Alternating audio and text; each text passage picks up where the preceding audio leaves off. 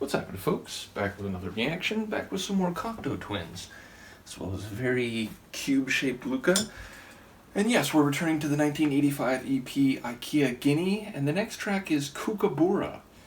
So, given the less essential or less relevant pre-song analysis based on the title, I would say I would expect it to be more phonetic, even if it's based off an actual word, presumably from a different language than English. But yes, ultimately, it's a very expressive word. It sounds like a name, it sounds like a place name or a cultural reference, but I suppose it will be less relevant than if this were the name of a song from another group which has more consistently and more extensively proper lyrics, if you will. So we'll just get started once she gets comfortable, and here we go. This is Cocteau Twins, the track is Kookaburra, and it's from their 1985 EP, Aikea-Guinea.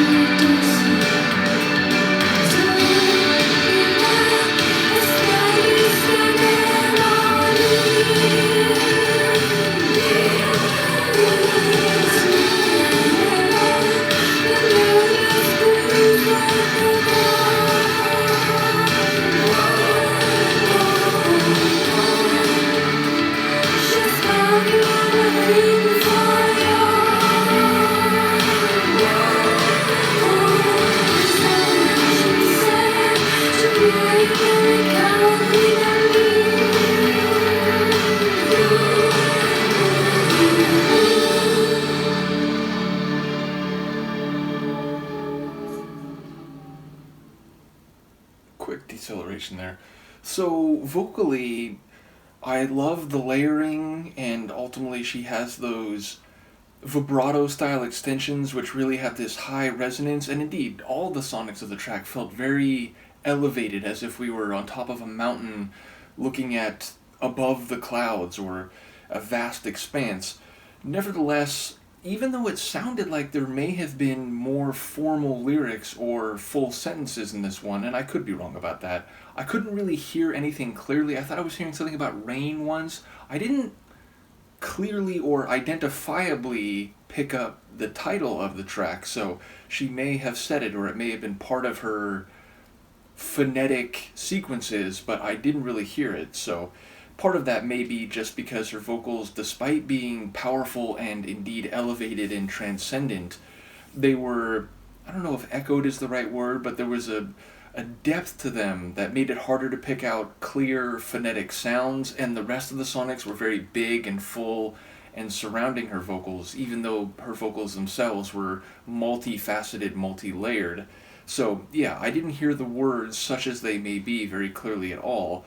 I will say the drums are standing out, and not only did it sound more like natural drums, I remember a couple people talking that some of the earlier releases, they thought it was a bit too drum machine sounding, and maybe a very good tune was detracted a little bit by the obviously drum machine bass percussion. I didn't necessarily take it the same way. I definitely noticed that on one or two of the tracks more, but these sounded more natural drums. Now, who knows, maybe it's still drum machine, but again, these had a more natural drum set sound. I will say the rhythm of the drums, not only was it syncopated, but it felt like a very complicated rhythm. It didn't seem just like a simple, kick drum, double time, hi-hat, and then snare.